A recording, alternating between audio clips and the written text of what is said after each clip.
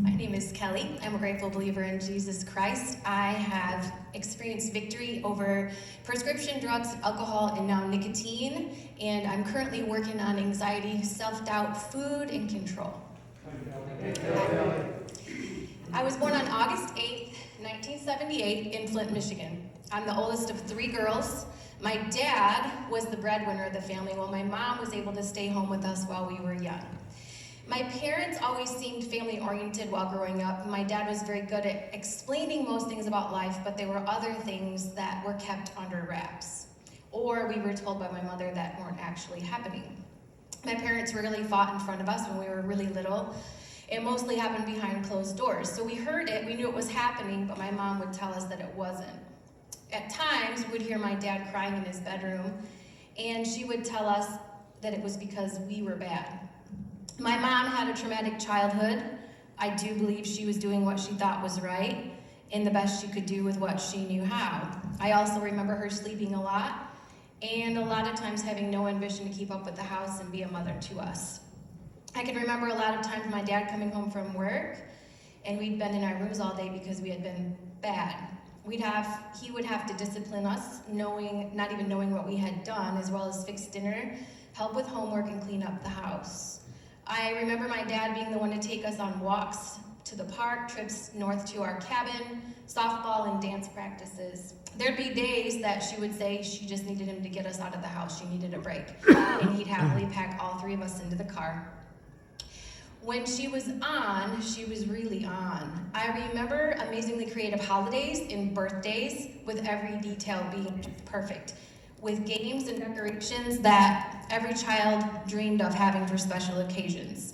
I have many awesome memories of times where she would do crafts with us, play games, watch movies, or teach us how to bake, and make all of her grandmother's favorite recipes.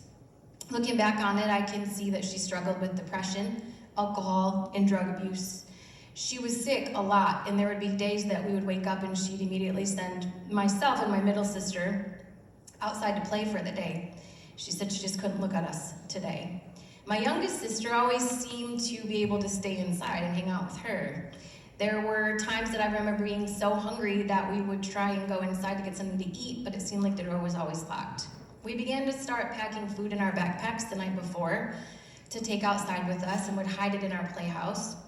I can remember eating baby food and uncooked macaroni and cheese in our hideouts and forts we made all over the yard. During the summers, we always had a huge garden, so we would get to eat whatever we wanted to out of that too. And it took a long time for me, even in my adulthood, before I could eat raw peas or green beans without having flashbacks of that darkness. And it would create anxiety for me. This went on for a lot of years, and during every season.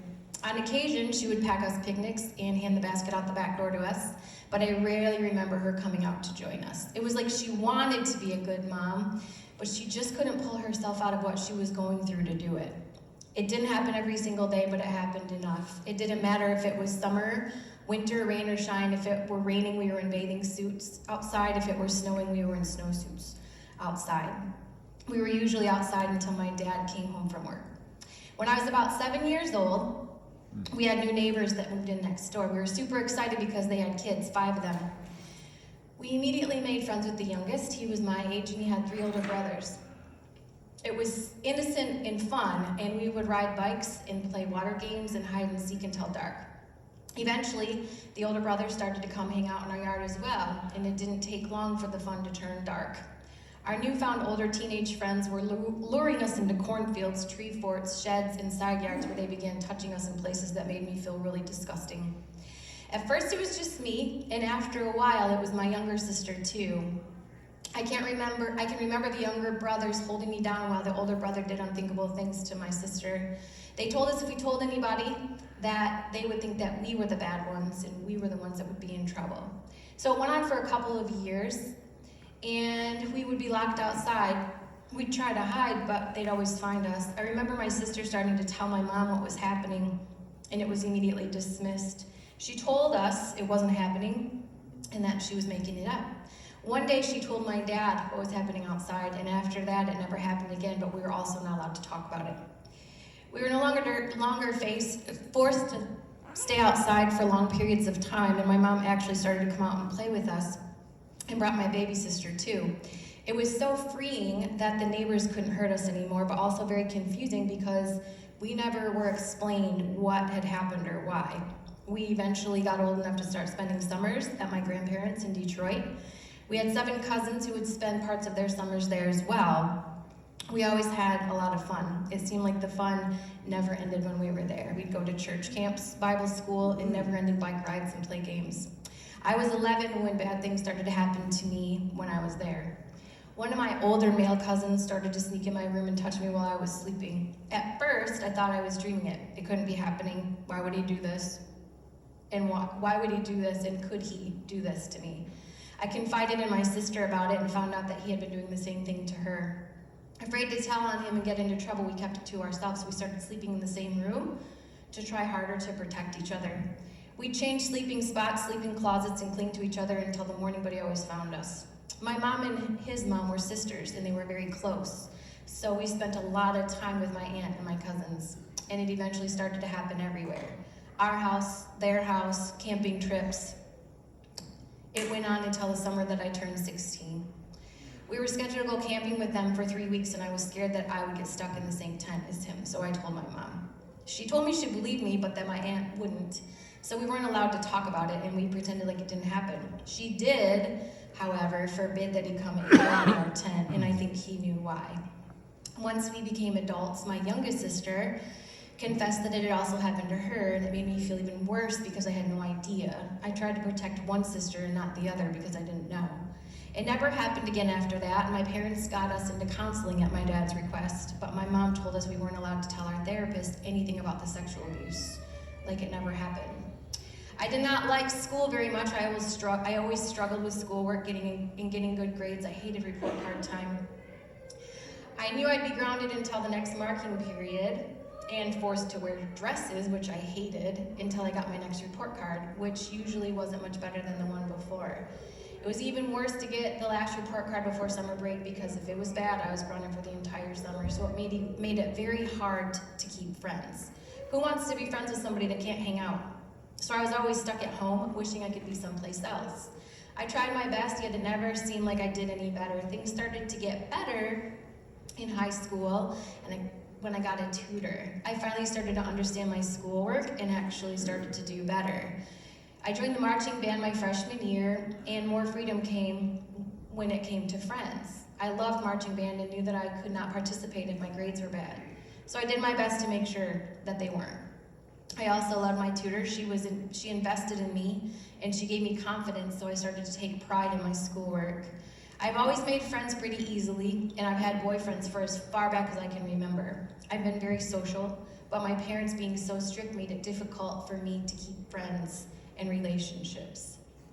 I was not allowed to date or go to school dances until I was old enough to drive. I never understood why. I believe having boyfriends so young was because I didn't know why I shouldn't, and I didn't have any idea what I was doing in the first place. I wasn't allowed to date or go to school dances, and I never understood why, because if dances were so bad, why would they have them in middle school and high school? I wanted to have a social life, so I started sneaking out my bedroom window at night. I really just wanted to be a normal teenager like the rest of my friends. God was never really present for me in my life growing up. My parents took us to church, but I never really got plugged in. I just went through the motions to make my mom happy, and I'd go to youth groups and church camps and wanted to have what other kids had, but I thought I didn't deserve it. I felt like I was too bad for God's love. When I was 14, my parents got a divorce. I remember my dad telling me he was moving out, and I was pretty relieved. By this time, the fighting was nonstop, and my mom accused my dad of so many things, from physical abuse to adultery, and she did her best to make us believe it too. I knew that I'd never witnessed any of the things she was accusing him of, but somehow she was able to twist my mind and help me and make me think that it really happened. She drug out the divorce, made it very ugly. We got used to living as a divorced family, and my dad took us to counseling again, and it eventually helped us work through in a healthy way. My mom still to this day will not take any responsibility for the dissolving of their marriage. Even though my dad did not do the things she said he did, he takes responsibility for his part. Shortly after my dad moved out, I started dating a guy from school. I had to hide it for a while because that was against the rules, But eventually my parents found out and told me I couldn't see him, so I started sneaking out my window and skipping school. Soon I found out I was pregnant. I wasn't even supposed to be seeing him, but now I was pregnant and I was pretty scared. So I kept it from them. It was the 90s, so baggy clothes were in, and I got away with it for a long time. I decided at 8 weeks pregnant that adoption was what I wanted for my child, and I made an appointment in Bethany Christian Adoption Agency in Flint, Michigan. I knew it was the right choice, and together we made a plan for my baby, an adoption plan for my baby. At 7 months pregnant, I had an ultrasound done at one of my routine doctor's appointments and found out that I was having a healthy baby boy. The baby's father, who was still my boyfriend at the time, was very supportive at the beginning. After looking at hundreds of profiles together, we chose a family for our son. I was almost 9 months pregnant before my mom found out, and I was living with her. She was actually very supportive. I believe she was so supportive because it was very close to my due date and I already had an adoption plan in place, so she didn't have to think about what to do next with me. The only people that knew that I was pregnant and that I had an adoption plan were my mom, my sister, my best friend, who was also going through the adoption process herself. I think I was in denial. I felt ashamed. I felt by not telling anybody that it wouldn't seem real, like it never happened, and I could just place him with his new family when he was born and continue on with my senior year of high school as if nothing happened. Rumors flew at school. I was bullied unmercifully, like I was wearing a scarlet letter. Every single day was hard. I felt nothing but guilt and shame. As my due date quickly approached, my boyfriend grew more distant and broke up with me before I gave birth. I went to the hospital prepared to have the baby without him. I was in labor for 46 hours. I'd had prenatal care, but I did not take the childbirth classes, so I had no idea what to expect at 16 years old. I'd made the plan not to see my son as soon as he was born. I wanted him taken to his adoptive parents, who were also at the hospital. I thought it would be easier that way, and then I could just move on and pick up the pieces of my life.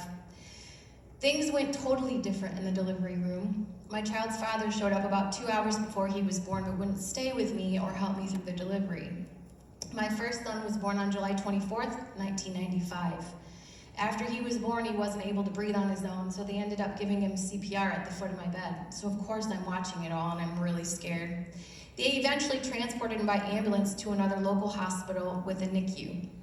I was left in my hospital room alone and really scared of what the future held for both of us. This was not my plan. I was not even supposed to see him, and now here I was calling the other hospital trying to figure out if he was going to be okay. I was discharged the next morning and went directly to the NICU where he was. I was there every day for the next 6 weeks until he went home.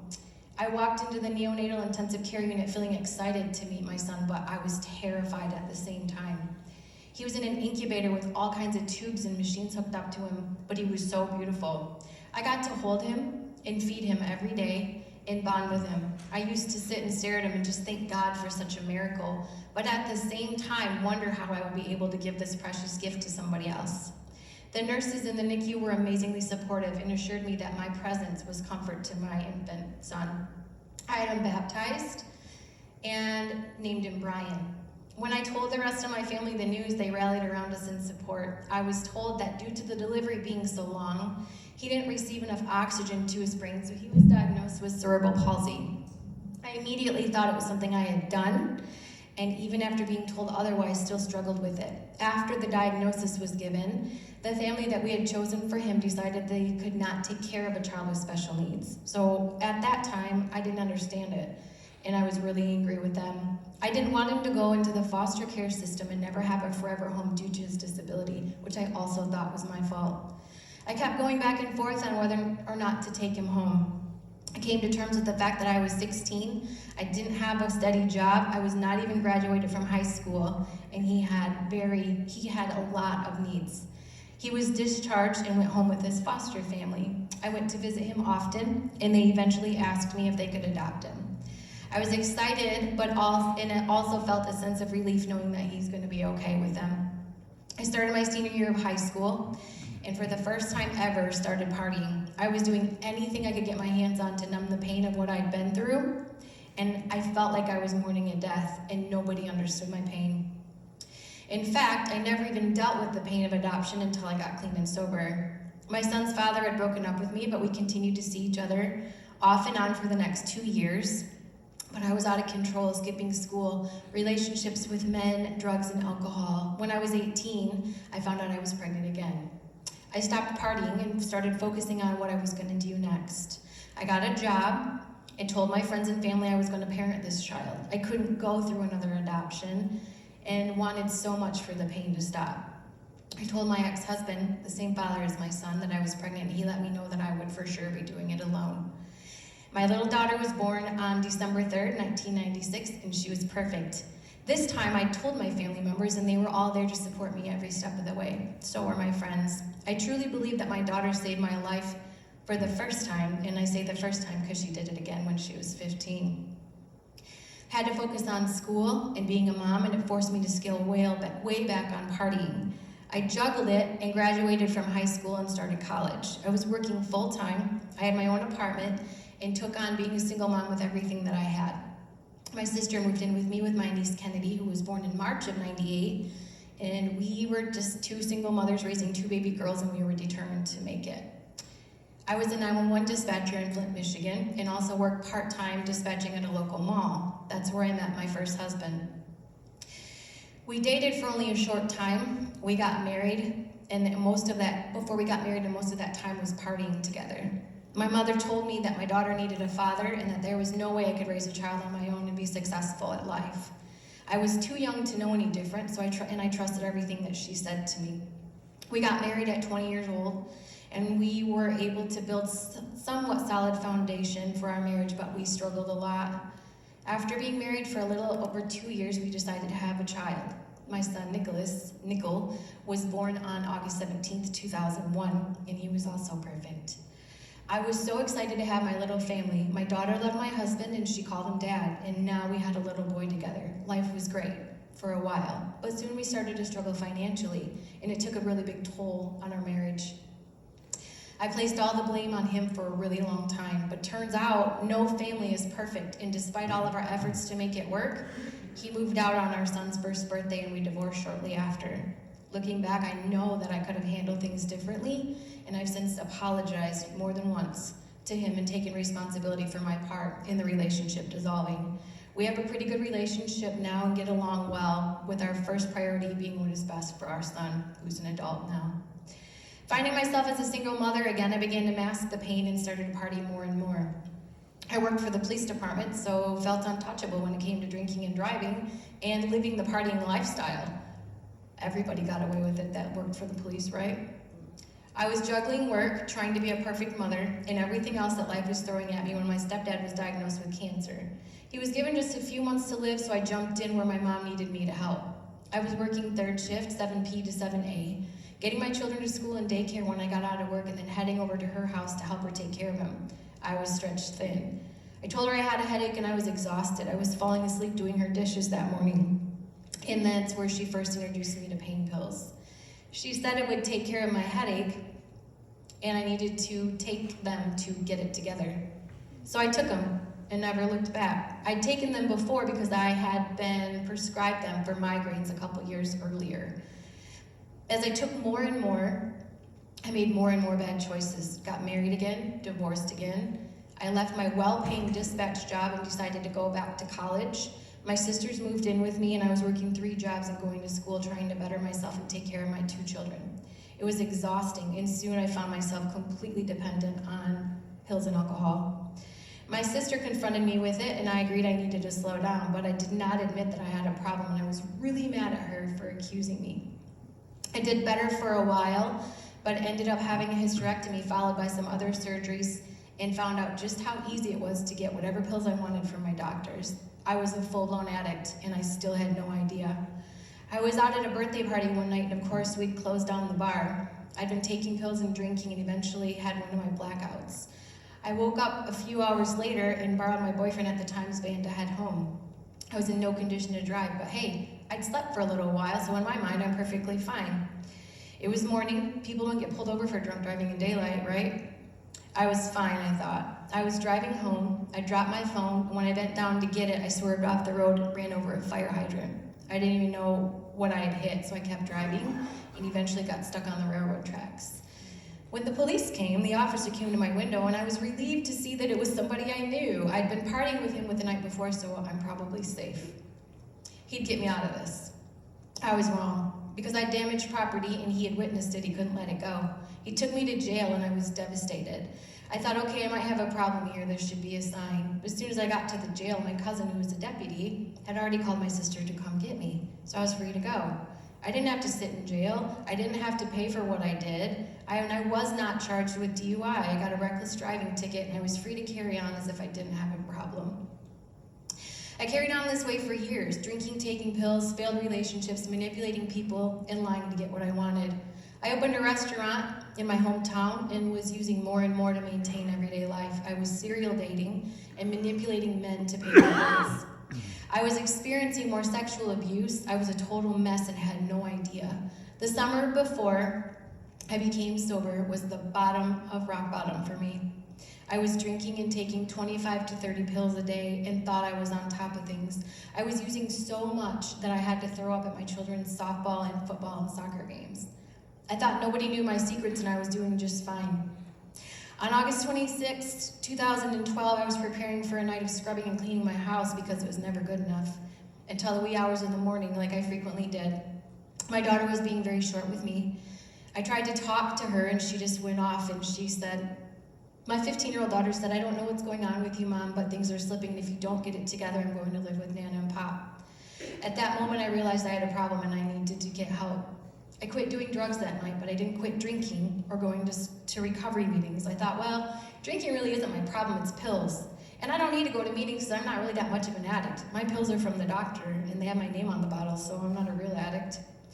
I stayed clean and hardly drank even alcohol. I tried to just drink at special occasions and it was going okay until it got very ugly to my family one night. I knew at that moment I also had a drinking problem, and I opened a second restaurant by this time.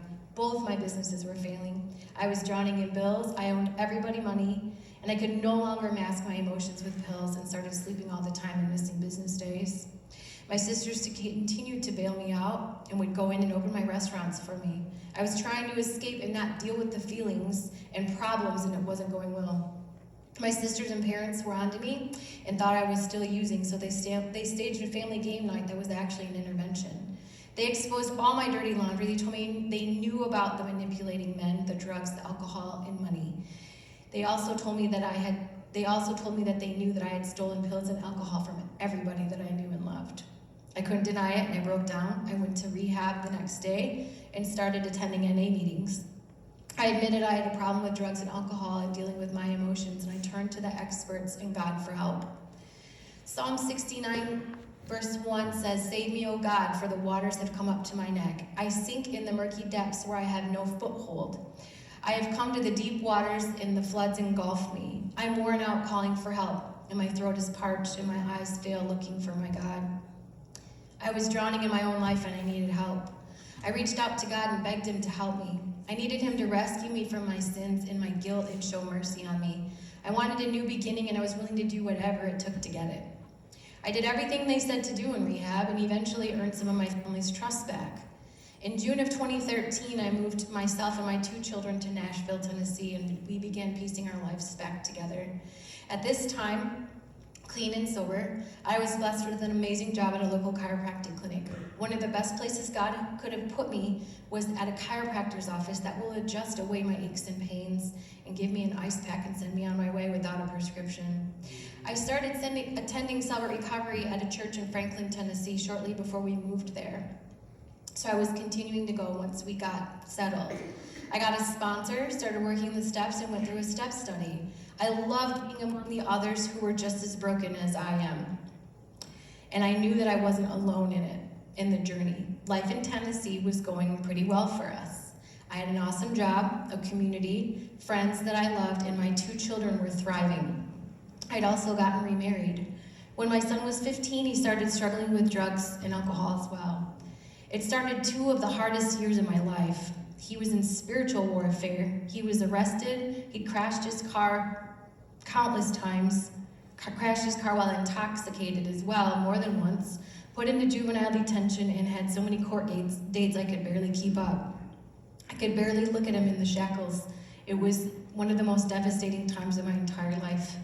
During all of this, my first son, who I had placed for adoption, Brian, passed away unexpectedly, and I was shattered. I had to figure out how to mourn his loss a second time, and I was already struggling.